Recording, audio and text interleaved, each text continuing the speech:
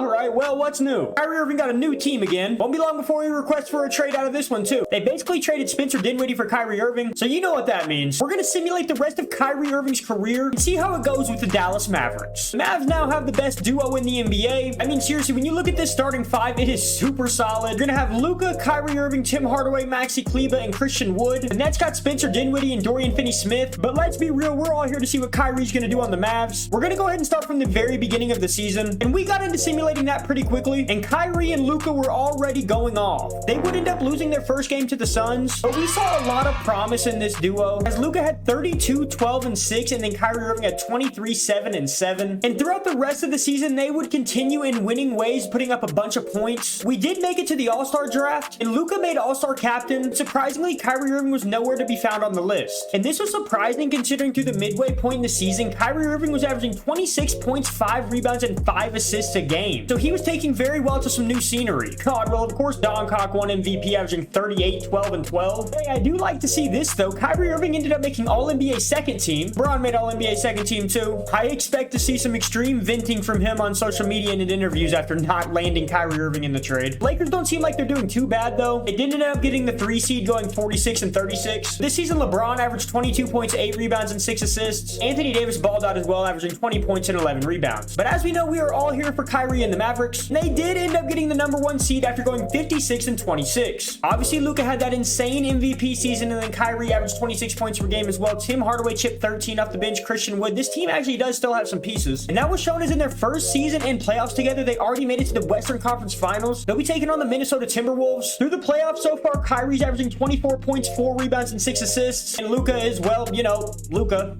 Found themselves up 3-2 in the series against Minnesota, and they had a chance in this game to punch their ticket to the final. The Dallas Mavericks came out hitting shots from all over the court early on. This team does have some issues on the defensive end of things, but I can tell you right now, this team will have no problem scoring from all over the court. This game would end up coming down to some late clutch free throws by Luka Doncic, and Luka would end up hitting both. So behind Kyrie Irving's 35 points, 7 rebounds, and 6 assists, and Luka's 29 points, 17 rebounds, and 16 assists, they would end up advancing to their first NBA Finals, where they would take on the Cleveland Cavaliers. Cleveland has an absolutely stacked roster as well. As we began to simulate through these finals, the Cavs found themselves up 3-0, thinking that they're just too much for this Dallas Mavericks team. Kyrie and Luka would try one more time, but it was apparent from early on in this game that they were just not going to be able to get shots to fall. Donovan Mitchell was having a stellar year, and this Cleveland team almost just seemed like a team of destiny, and that explains why they would get a 20-point lead and be able to dribble the clock out. This left Kyrie and the Mavs absolutely heartbroken, but you can't live in the past too long, so Kyrie and Luka were ready to gear up for another year. However, this season wouldn't start off as well, as they had a 30-point loss to the Magic, while Luka had another 30-point triple-double and Kyrie Irving had another 25-point effort. They would need to see a lot of improvement through the rest of the year if they wanted to make another run at the title. Once again, though, this year went by and Kyrie was not an all-star, and the Mavericks really struggled to win games as a team. Luka would end up winning another MVP, and somehow Kyrie would end up winning Most Improved Player, even though his stats were actually worse this season. Don't know why they still got him in a Nets jersey.